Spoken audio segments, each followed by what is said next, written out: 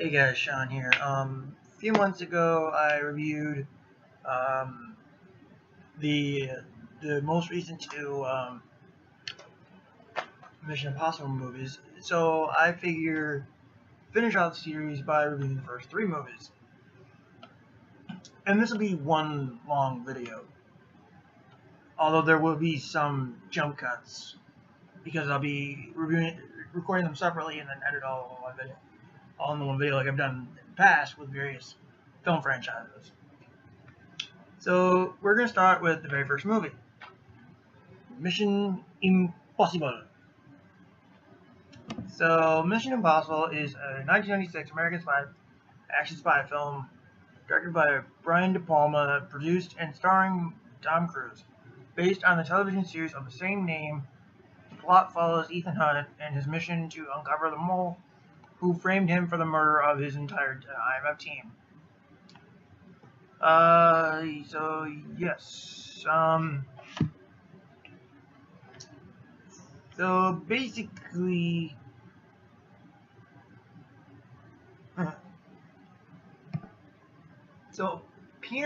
okay. Basically, the plot of this movie is Ethan's team is murdered, and he has to go find the guy who did it. And there's something about this guy wanting this, and then they have to copy this data onto a floppy disk because back then technology wasn't as it is now. And then all kinds of action stuff happens, and we finally meet the villain, and it's not who we thought it was going to be. I'm just going to say that. So this is my second time watching this movie. Same with all the other movies, I think. So what do I think of this movie? I think it's a lot of fun. Tom Cruise is great in this movie. So is the rest of the cast. So you got Tom Cruise, John Voight, Henry Czerny, I think. Emil Bert, Jean Reno, or whatever, Ving Rhames in his first of 5 appearances in this franchise, or technically 4 because he does make just a cameo in Ghost Protocol. I don't know why he was a cameo, maybe because of schedule conflict or something, but who knows. Kristen Scott Thomas and Vanessa Redgrave. This movie was released May 22nd, 1996, with a runtime of an hour and 50 minutes. The budget was $80 million and made back $457.7 million. Nice. The music was done by Danny Elfman, who does great music with this movie. I'm not sure if he does the other movies in the series. I know 3, 4, and 5 were all done by, I think, Michael Giacchino. Yeah, 3, 4, 5 were all done by the same guy, Michael. It's the same guy who directs or does just about every J.J. Abrams movie. Put it that way. Except for episode 7. Let's see, who does the music for the second movie? Oh, cool. So yeah, this is a great fun movie. I had a lot of fun with it. Some of the effects, some of them look a little odd because there are certain scenes where you can obviously tell that Cruise is in front of a green screen. Like there's certain shots where you can just tell, oh, Tom Cruise is in front of a green screen. You know, it's just weird stuff, you know. But all in all, the movie is really good. The actors are great as their characters, especially Cruise and Rhames. They pretty much are the only 2 actors to appear in every film. Well, like fuck it, Rhames' cameo in Ghost Protocol counts. He's in every movie. So yeah, great film, a lot of fun. I'm gonna watch the second one in a second, and then review that one for you guys. Hope you guys enjoyed this video. Catch you guys later.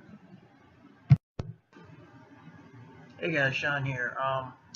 With my review of Mission Impossible 2. Okay, so this is the So this is a 2000, literally 2000, American action spy film directed by John Woo, starring Tom Cruise, who also served as a film producer, and every other film in the franchise too. He serves as a producer on. Um, it is a sequel to the 1996 film Mission Impossible and the second film in the franchise. So this film basically stars Tom Cruise, Dougray Scott, Thandie Nugent, I think that's how you pronounce her name, Richard Roxburgh, John Polson, Brendan Gleeson, Raid Serbedzika, I always butcher names, especially when they're foreign, and Ving Rhames. This was released May 24th, 2000, with a runtime of 2 hours and 3 minutes. The budget was $125 million, made back $546.4 million. So basically, the plot is that after the events of the first movie, obviously it's a sequel, Ethan is played by Cruise, is told about this Chimera virus that if it is not cured from within your system for within 20 hours or so, your cells start to rapidly degenerate until you eventually die. And so he recruits his team consisting of, Ving Rhames, who's back as Luther, and then among another guy, plus Newton's character, who's Naya, I think they pronounce it. And she is kind of connected to the villain, played by Dougray Scott, named Sean Ambrose, who basically wants this virus so he can sell it to the highest bidder, I'm assuming on black market. Sort of, or whatever. Basically, the short version is not an interesting plot. This movie, it's not a terrible movie, I'll say, but it's not as good as the first one. It does have some redeeming moments. Like, I do think Tom Cruise and Ving Rhames are still brilliant in their roles. They are probably one of the best things of this. Basically, like I said, it's not as good as the first movie, but still somewhat enjoyable. The plot isn't all that interesting. The villain is kind of weak. Apparently John Woo has affinity for doves. Okay. Some of the action scenes are a little over the top in some areas, but while not as good as the first, it's still enjoyable, I guess you'd say. So yeah, I am gonna watch the third movie here pretty soon. And so that's pretty much my review of Mission Impossible 2. The music was done by superhero alumnus Hans Zimmer, and also just a fun trivia for you guys. Apparently, Dougray Scott was supposed to be Wolverine before Hugh Jackman got the part. The only reason why Dougray Scott didn't get the part of Wolverine was because he was involved with this movie. It's because he had a schedule conflict with this film. Fun trivia for you guys right there. But yeah, like I said, not as good as the first movies, but has its enjoyable moments. The plot isn't all that interesting. The villain's kind of weak. But it's at least a fun movie, I'll say.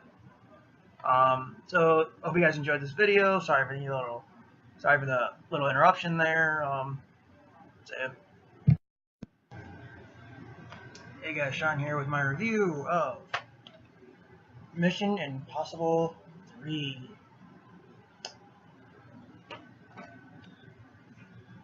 So, Mission Impossible 3 is a 2006 American, Chinese, German action spy film, co-written and directed by J.J. Abrams in his feature directorial debut, starring Tom Cruise, who serves as a producer in the role of IMF agent Ethan Hunt. It is the third installment in the franchise. Ethan Hunt has retired from field work for the Impossible Missions Force, IMF, and trains new recruits. Ethan is sent back into action to track down the elusive arms dealer Owen Davian, played by the late Philip Seymour Hoffman. This movie stars Tom Cruise, Ving Rhames, Billy Crudup, I'm sure I probably pronounced that wrong, Michelle Monaghan, Jonathan Rhys-Meyers, Kerry Russell, Mackie Q, and Lawrence Fishburne. Music was done by Abrams' go-to composer, Michael Giniowski, I think is how you pronounce it. And he does great with the music in just about every movie he's scored, which is, that I've known of. This, Star Trek, the Star Trek films, Rogue Nation, Ghost Protocol, and even, I think he does Rogue Nation as well. I'm looking. Nope, he doesn't do Rogue Nation. It's just this one and Ghost Protocol that he does. It's fair. And then this was released May 5th, 2006, with a runtime of 2 hours and 5 minutes. The budget was $150 million, made back $397. So basically, the plot of this movie is Ethan has to basically track down this arms dealer played by Philip Seymour Hoffman, because there's this device that Hoffman wants, which is called the Rabbit's Foot, and he wants that device, I'm assuming to sell to the highest bidder, I guess. I don't know. But all in all, I really enjoy this movie. It's the best of the three, I think. Great action. The actors are good in their roles. Hoffman, I think, is probably the best villain this franchise has had, because he's very imposing, very intimidating, quite threatening, I may add, in parts. So yeah, I think he's the best villain this franchise has had. This would probably be my third favorite in the franchise, I think. Quite fittingly, it's the third movie in the franchise. But yeah, this is way better than the first two movies combined. You had, apparently, I read online that, Andy Newton, I think her name was, the chick from the second movie right here. She was supposed to, reprise her role in this movie, but for some other reason she declined, and so they put, Michelle Monaghan sort of in her place, but gave her a new character to play, which I thought was really good. So that was a good choice. So yeah, Ethan basically in this movie is engaged to Monaghan's character, Julie Mead. He hasn't told her about his job. There was one joke I thought that was funny in this movie, was where somebody asked Ethan what he does, and I forget what he said the job was, but he said he's been at it for 10 years. Funny thing is, this third movie came out 10 years after the first. I wonder if that was why they made the joke. It was funny though. So yeah, great movie, a lot of fun, great action, great villain. This was the first, Mission Impossible 3 was the first Mission Impossible I ever saw, and that was mainly on television. Like, I was just flipping through the channels, and it was on TV. And it had me on TV, so I watched it. And I liked it. Still do, to this day. So, yeah, and I'm not going to review the other two movies, because I've already reviewed them in the past. So, yeah, that was my review of Mission Impossible 3, as well as the other two movies. So I'll catch you guys later.